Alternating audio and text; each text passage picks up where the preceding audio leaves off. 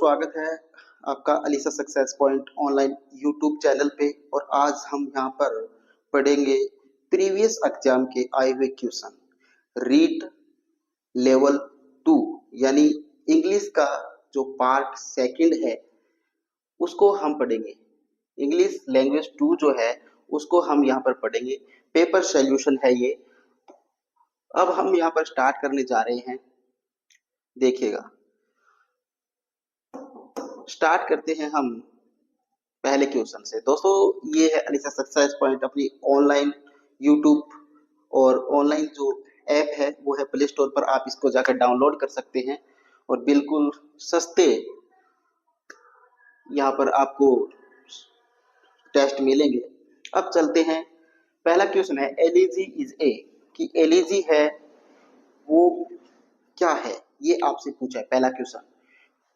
Option A में दे रखा है कि ए मॉर्निंग और a lamentation poem, it is a formal and standard poem, it is a judged by its theme or subject matter or not by its matter or stanza form और all of the above। चारों में से जो correct answer है वो आपको बताना है, अच्छी प्रकार से पढ़ते हुए समझते हुए आपको बताना है। सबसे पहले ये जानना है कि एलिजी होती क्या है, ये आपसे पूछा है। तो एलिजी क्या होती है दोस्तों? एलिजी एक शोक गीत होता है जो किसी की मृत्यु के ऊपर गाया जाता है, या एक शोक कविता होती है जो किसी की मृत्यु के ऊपर विलाप के रूप में उसको गाया जाता है। तो यहाँ पर क्या होती है एलिजी, ए मॉर्निंग और लेमेटेशन पोएम क्या होती है, एक विलाप और एक शोक गीत क्या होती है या एक शोक कविता ये होती है। तो ऑप्शन ए है वो क्या है, यहाँ पर इसका बिल्कुल सही आंसर होगा। ओके, अब हम चलते हैं क्वेश्चन नंबर 2 पे। देखिएगा, क्वेश्चन नंबर 2 में आपसे पूछा है ए मोurnफुल पोएम, एक शोक कविता टाइपिकली आमतौर पर a lament for the dead is called, कि एक शोक गीत या शोक कविता जो किसी की मृत्यु पर आमतौर पर गाई जाती है उसे क्या कहते हैं, ये पूछा है। उसे ड्रामा कहते हैं, उसे कॉमेडी कहते हैं, उसे सोनेट कहते हैं, या उसको एलिजी कहते हैं। मैंने अभी पिछले क्वेश्चन में ही चर्चा की कि जो शोक गीत होता है किसी की मृत्यु के ऊपर गाया जाता है, या कोई कविता जो किसी मृत्यु के ऊपर लिखी जाती है उसको क्या बोलते हैं, एलिजी बोलते हैं। तो इसका जो राइट आंसर होगा वो क्या होगा, ऑप्शन डी जो है इसका करेक्ट आंसर होगा। ओके, अब चलते हैं क्वेश्चन नंबर 3 पे। देखिएगा, an elegy usually gives expression to a, कि एलिजी जो है वो यूजुअली आमतौर पर गिव्स एक्सप्रेशन, एक्सप्रेशन मतलब अभिव्यक्त करती है, कि एलिजी है वो आमतौर पर क्या अभिव्यक्त करती है, ये आपसे पूछा है। तो क्या करती है, फीलिंग ऑफ जॉय, या सेंस ऑफ लॉस, या फीलिंग ऑफ विक्ट्री, या सेंस ऑफ डिफीट, क्या व्यक्त करती है? चारों ऑप्शनों में से अच्छी प्रकार से पढ़ते हुए समझते हुए आपको आंसर करना है। तो फीलिंग ऑफ जॉय, क्या वो आनंद महसूस करवाती है?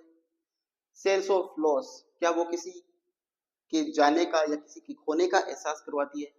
फीलिंग ऑफ विक्ट्री, किसी जीत का एहसास करवाती है? या सेंस ऑफ डिफीट, किसी की हार का हमें एहसास करवाती है? तो एलिजी क्या करवाती है, हमें किसी चीज को खोने का या किसी व्यक्ति को खोने का क्या कराती है, एहसास कराती है। किसी व्यक्ति को खोने का जो एहसास कराती है वो क्या कहलाती है, एलिजी कहलाती है। तो सेंस ऑफ लॉस है, ऑप्शन 2 जो है वो क्या है, इसका राइट आंसर है। हाँ दोस्तों, ये टोटल जो क्वेश्चन में एलिजी से जो लेकर आया हूँ आपके सामने, वो केवल और केवल पिछली जो एग्जाम हुई है, किसी भी प्रकार की एग्जाम में जहाँ टॉपिक लगता है एलिजी का, उसमें से ही क्वेश्चन उठकर आया है किसी न किसी एग्जाम में। तो यहाँ पर जो राइट आंसर है वो सेंस ऑफ लॉस होगा। ओके, अब हम चलते हैं क्वेश्चन नंबर 4 पे। क्वेश्चन नंबर 4 में आपसे पूछा है which of the following is not a characteristic feature of A pastoral elegy, कि पेस्टोरल एलिजी है उसका इनमें से कौन सी विशेषता नहीं है। पेस्टोरल एलिजी की कौन सी विशेषता इन चारों में से नहीं है, वो हम पढ़ते हैं और जानते हैं। देखिएगा, the soul of the dead shepherd realise at the end of that death in this word is the entry to a higher life कि the soul of dead shepherd, ये क्या होता है? चरवाहे। क्या होता है ये? चरवाहे। चरवाहे, शेफर्ड क्या होता है? चरवाहे होते हैं, ठीक है। डेड मृत्यु, सोल आत्मा, रियलाइज महसूस या एहसास होना, at the end that death, in this word is a entry to a higher life कि the soul of the dead shepherd की एक मृत चरवाहे की आत्मा को अंत में ये एहसास होगा कि इन दिस वर्ल्ड की इस संसार में the entry to a higher life कि इस संसार में जो सर्वोच्च जीवन है वो क्या है? मृत्यु है। तो यहाँ पर ये बताया गया है। दूसरा ऑप्शन है there is a procession of appropriate mourns कि this is a process of appropriate mourns, mourns मतलब शोक, उपयुक्त कि ये एक शोक संगीतों का क्या है? उपयुक्त क्या है? प्रक्रिया है। ओके, ऑप्शन सी पढ़ते हैं। The speaker begins by invoking the muse, ठीक है। The speaker begins by the invoking the muse या ऑल ऑफ द अबव। तो ये दोनों ऑप्शन तो इसके सही है। सही कौन सा नहीं है? ऑप्शन सी जो है, ऑप्शन जो 3 नंबर का है वो ऑप्शन क्या है? इसमें गलत है। तो ऑप्शन 3 है वो क्या है? इसका राइट आंसर होगा। ओके, लेसिडस में किसका प्रयोग किया गया है? तो ऑप्शन ए, जो मिल्टन की लेसिडस है उसमें एलिजी का प्रयोग किया गया है। ओके, अब हम चलते हैं क्वेश्चन नंबर 6 पे। देखिएगा, an elegy is a poem written कि एलिजी है वो कविता लिखी जाती है। एलिजी जो कविता है वो किस में लिखी जाती है ये पूछा जाता है। टू सेलिब्रेट एन ओकेजन, किसी ओकेजन को सेलिब्रेट करने के लिए, in the praise of God, भगवान की प्रार्थना करने के लिए, to give expression to our love for someone, किसी व्यक्ति के लिए अपने प्यार को अभिव्यक्त करने के लिए, या in the memory of someone who is dead कि जो कोई भी हो उसकी मृत्यु हो गई हो और उसके उसको याद किया जाता है या उसकी याद में जो लिखी जाती है वो क्या होती है? एलिजी होती है। In the memory of someone who is dead, जो मर चुका है और उसकी याद में जो लिखी जाती है उसको क्या बोलते हैं? एलिजी बोलते हैं।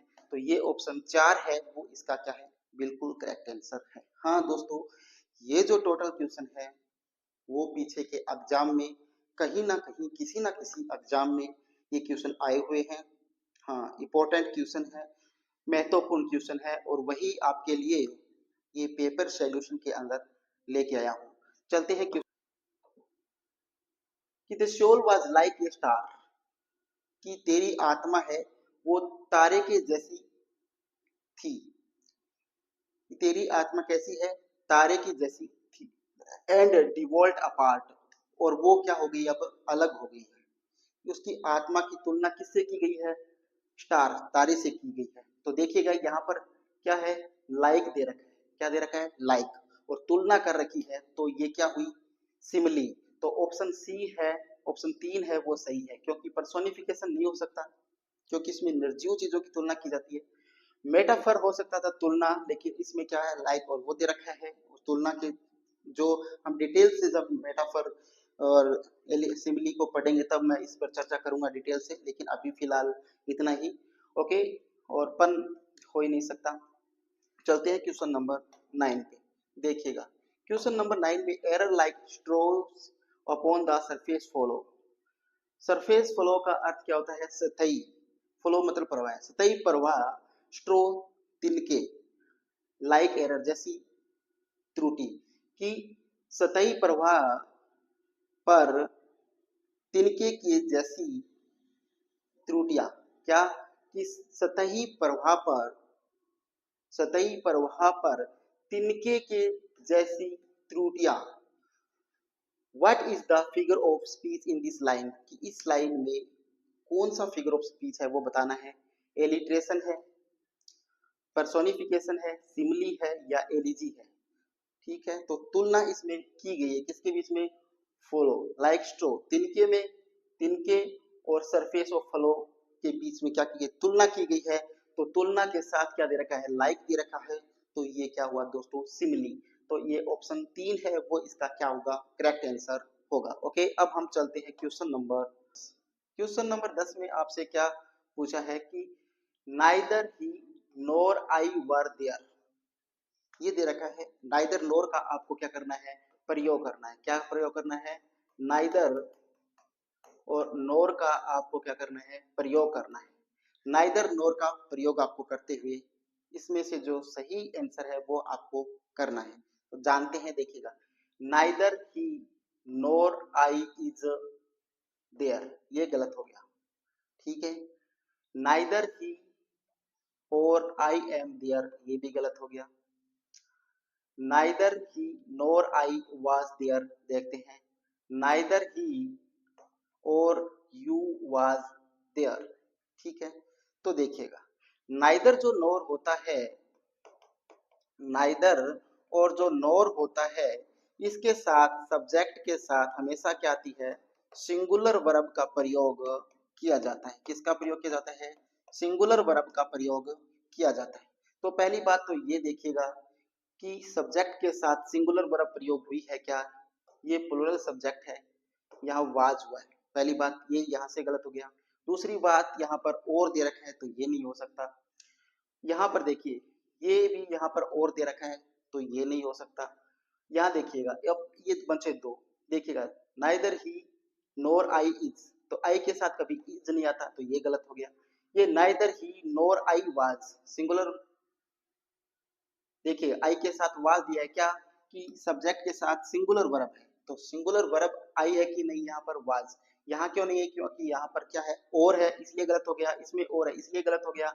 यहाँ नोर है तो आई के साथ कभी इज नहीं आता, तो यहाँ पर ऑप्शन 3 है वो क्या है, बिल्कुल सही आंसर इसका होगा। अब चलते हैं क्वेश्चन नंबर 13 पे। क्वेश्चन नंबर 13 है, which question is correct in its structure, कि कौन सा क्वेश्चन इसमें से सही है।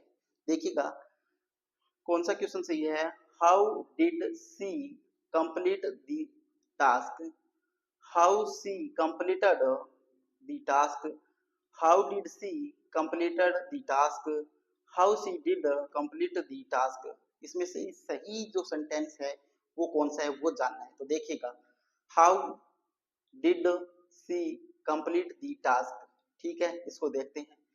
हाउ सी कंप्लीटेड, तो हाउ के बाद हमेशा क्या आता है, हाउ आता है, ठीक है। क्या आता है, हाउ आता है क्या, नहीं आता।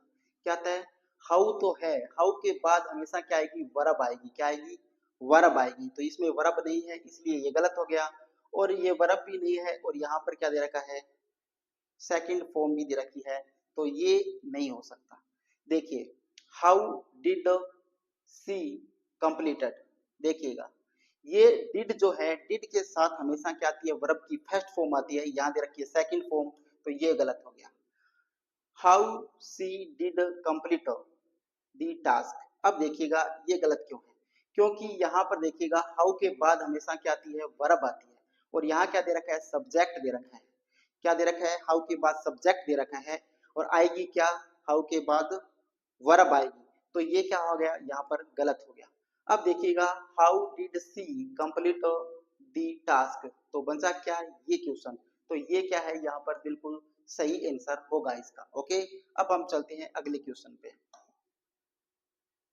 देखिएगा, the chief with all his man मस्क्यार्ड, मस्क्यार्ड क्या होता है, नरसंहार करना, कि द चीफ, की उसके प्रमुख ने, विद ऑल हिज मैन, अपने सभी साथियों का क्या किया, नरसंहार किया। तो बताइएगा यहाँ पर क्या आएगा, वर आएगा, इज बीइंग आएगा, आर आएगा, या वाज आएगा। बताना है आपको चारों में से इसका राइट आंसर कौन सा होगा। तो बताइए, देखिए दोस्तों, ऑल हिज मैन, आप यहाँ पर कंफ्यूज होंगे, ऑल हिज मैन, अब आप यहाँ ऑल हिज मैन की तरह इसको क्या मानोगे, प्लूरल मानोगे। क्या मानोगे, प्लूरल। और यहाँ पर आप इन तीनों को क्या कर दोगे, दोनों को काट दोगे। अब देखोगे कि आप ये क्या है, मस्क्यार्ड है, सेकंड फॉर्म दे रखी है, तो आप यहाँ पर क्या कर दोगे, वर कर दोगे। कर दोगे ना, नहीं करना, क्योंकि यहाँ पर जो सब्जेक्ट है वो कौन है, द चीफ है। क्या कह रहा है कि द चीफ की प्रमुख ने विद ऑल हिज मैन अपने सभी साथियों के साथ क्या किया, नरसंहार किया। किया किसने, प्रमुख ने। तो प्रमुख ने किया तो इसका सब्जेक्ट कौन हुआ, चीफ हुआ।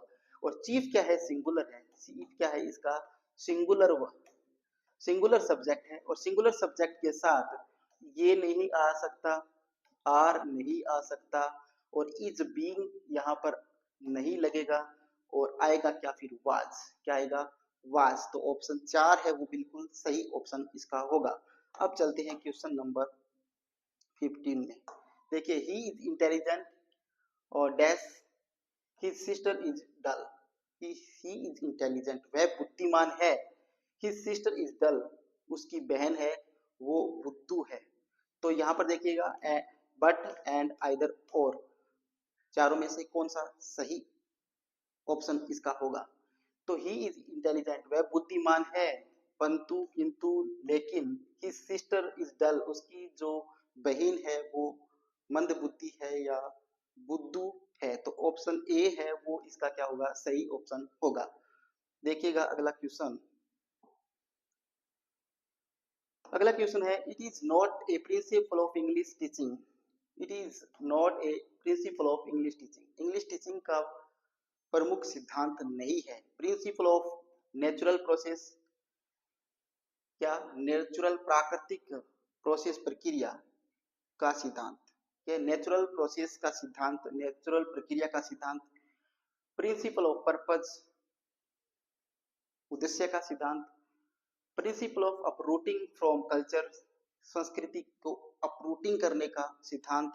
Principle of selection, principle of selection. ये क्या है, तीनों क्या है, प्रिंसिपल के सिद्धांत है कौन सा नहीं, ऑप्शन 3 है वो नहीं है।